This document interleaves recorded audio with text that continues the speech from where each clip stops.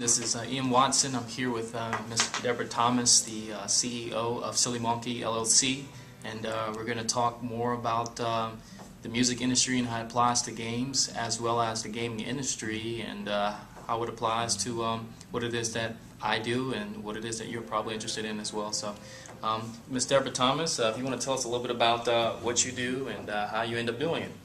Okay, great. So my company's called Silly Monkey, and it's a serious games company. So we focus on game-based learning for corporate clients. And I'm excited about this interview tonight because I really think that what we're about to do with music and serious games hasn't even been explored yet. There's a huge opportunity. So, you know, there's music in the game industry for video games, yes, but I'm focusing on serious games. Yes, ma'am. So, why this is so exciting is that music's been used in learning applications Yes, for a long time. So, in a classroom setting, you can use music in different ways. Yes, ma'am. Right, to enhance the memorization. Right. To enhance the exploration, correct, all of these things. So like right now they're using music in games to get people excited and to build the tension, yes, and to, you know, yes, so there's all of those things happening. But for the learning programs, right, that it's a whole new level. Huh, okay. We can actually help people learn what they're learning in this serious video game. So yes, a serious game is a game that allows a user to play and learn whatever the content is at the same time.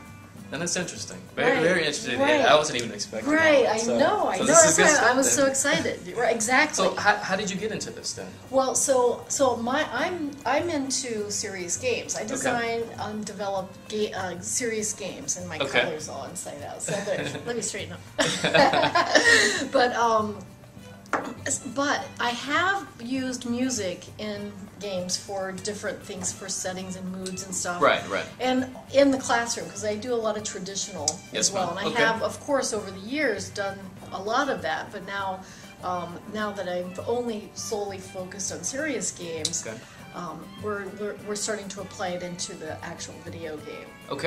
Now that bandwidth and all of these, you know, streaming and all of this is getting resolved, we can add music in more meaningful ways. Sounds very promising from musicians. Exactly. I think it's hugely promising. Yes, ma'am. Because you know, anything we can do. So for a serious game, you have to design it in a way that people might want to explore, to go find whatever it is you want them to find to learn that topic. You know, whether it's a health game, where they might learn how to, you know, take better care of themselves, or a game to, you know, we designed a game with a partner we have in Spain, and that was a virtual world to teach people how to deal with first aid. Serious first aid issues.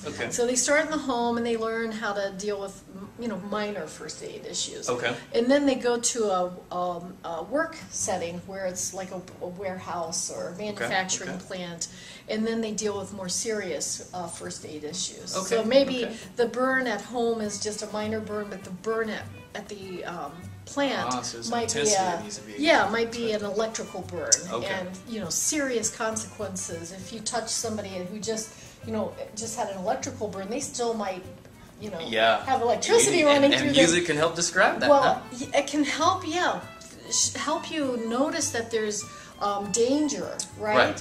And that's a memory then, that a hook, and that's the whole point of learning games, is to give people memory hooks, so they can retain what they learn. Now that's interesting. Okay, so question. So, because this is an interesting, I guess, angle to look at games, because people typically are playing games for entertainment purposes. A lot of people don't think they learn much, but they do release a lot of tension through it. So this would be an interesting angle. But you're also you run the Atlanta chapter of the Georgia Game Development Association. Yes. So you've kind of seen the whole progress of the gaming community and how it's growing. So what do you feel about the growing process? Is this an industry that's starting to really take off here in Georgia, or are we kind of going backwards? What do you think? Right. No, we are growing. Okay. And we're just at the little edge of this, and I'm excited. I think anybody who gets in this now is getting in at the right time. All right, then. Right? Okay. I think make sure you remember that. Remember that, because if you're going to wait for the industry to be really big, it's going to be hard to make a name for yourself. Yes, ma'am. And the industry will be big already. Right. So make your name now. Plant those seeds Let now, everybody know who you are, what you do, and what your capabilities are, what your skills are. And if you don't have the skills yet for game music, start learning what you need to learn. There's information out there. There's people to meet. Right. There's try things.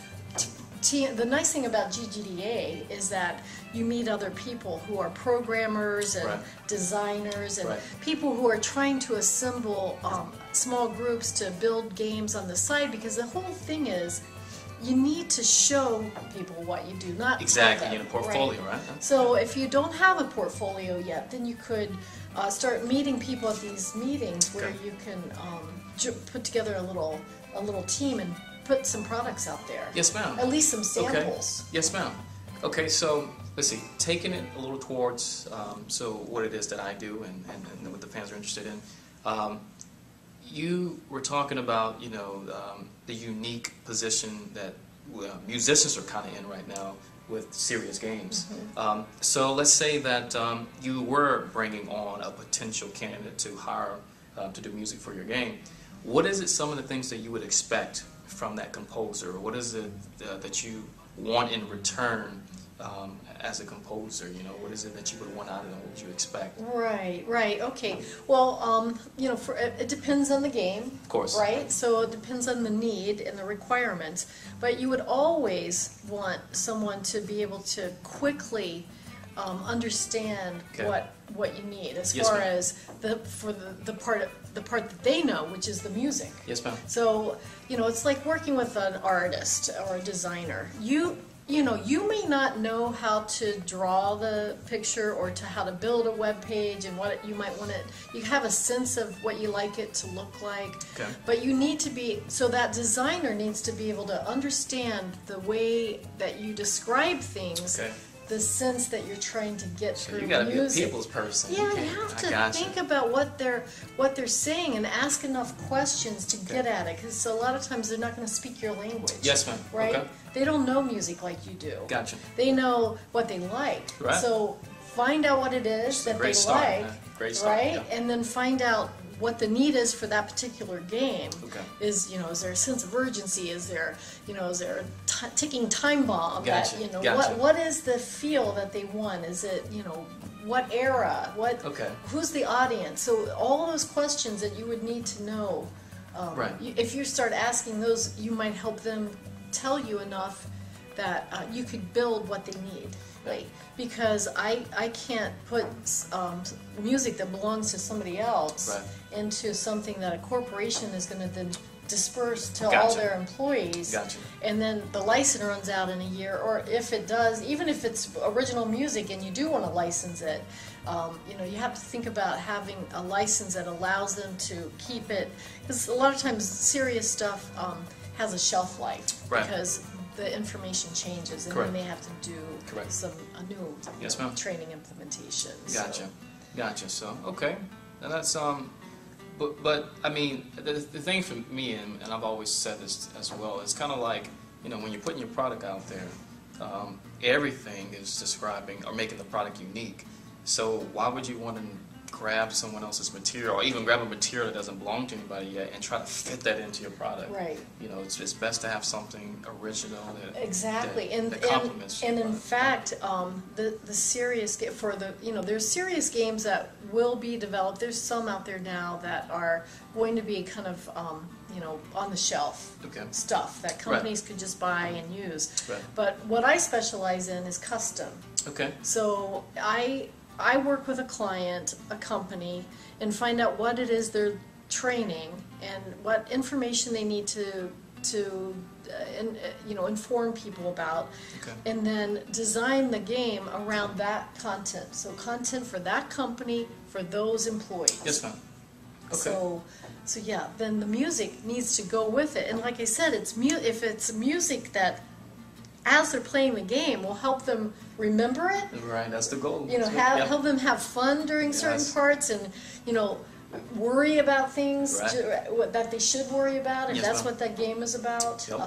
The music's I'm just so excited about what we're going to be able to do with music in serious games. So am I. Yeah. So am I.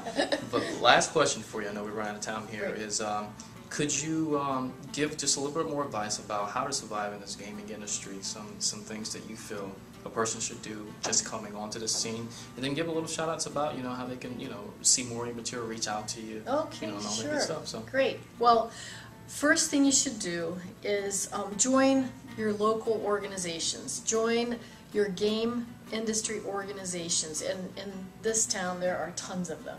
there seems to be, So yes. it's real, and that's a sign of the times. There's we were just talking before this. Right, There's so many meetings and meetups and events that you could go to something every night. Yeah, so get involved. And then you wouldn't get any work done. So, That too. so you have to pick and choose and pick wisely. Right. But I would try to be involved. I always think it's good to be involved as an actual volunteer of that organization, because to me it gives you a reason to go up to somebody at the meeting and say, hey, I'm so-and-so.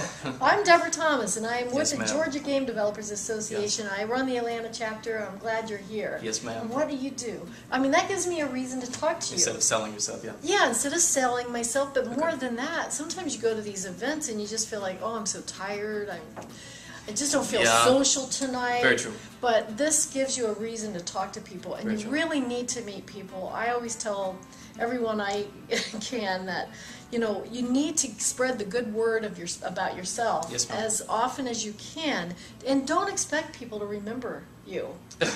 So you have to figure out ways to remind them. Gotcha. Over and over. Gotcha. And if you have a nice way to get back to them, and not I want to sell you this, that we're bombarded with things to spend our money on, right? So if we find a way to build the relationship, yes, ma'am.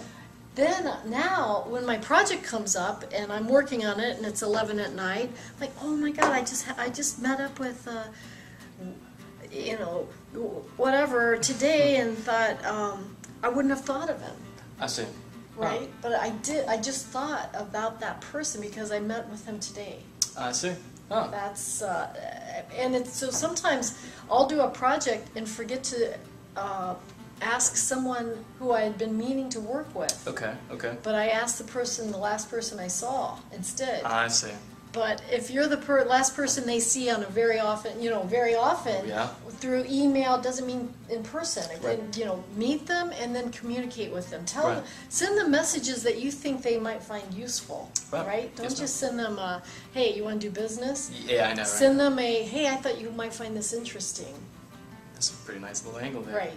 Get on someone's good side. Right. Well, just give them a little information about how they can contact and see, hear more about what you do and all that good stuff. So love that. Okay, so I'm Silly Monkey, and my website is sillymonkeyinternational.com, and you can see some information about us. We're actually in the middle of rebuilding it right now. We're getting ready for the Game Developers Conference out in San Francisco, and so we're doing a lot of structural work right now to prepare for that.